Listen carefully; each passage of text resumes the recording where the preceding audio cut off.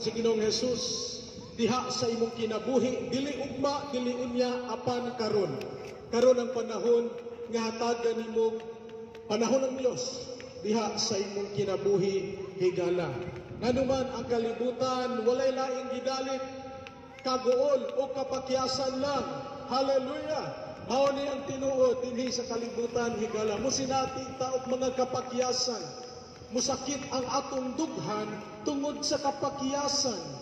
Balibaran ng imong gugma, pakyas maong gugma. Apan kung ikaw mo alagad sa Ginoo, kung imong hatagan ang imong kinabuhi karon nga hatagan ng panahon ng Dios, dili ka pakyason sa Ginoo. Kung ang imong kinabuhi puno sa problema, ang imong pamilya puno sa kaguliyang, puno sa kasamok, ang panimalay, sultian ko ikaw higala, ang buhat sa yawa, bungkagon niya ang panimalay, kay ang nagdisenyo sa panimalay, mauman ang Ginoo.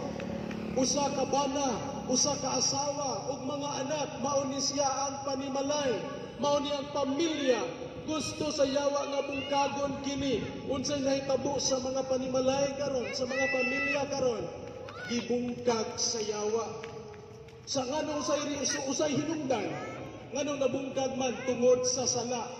Ang lalaki nangitaglaing babae, ang babae nangitaglaing lalaki, nagbulag. Grabe ang nahitabo sa pamilya, nagkabuak-buak, nagkabuag-buag ang iyang mga anak. Mao ni ang nahitabo sa atong katilingban karon higala. Dili uta gusto ang Dios nga mao ni mahitabo sa pamilya nato. Gusto ang Dios nga ang atong pamilya magkahiusa sa paghatag og panahon.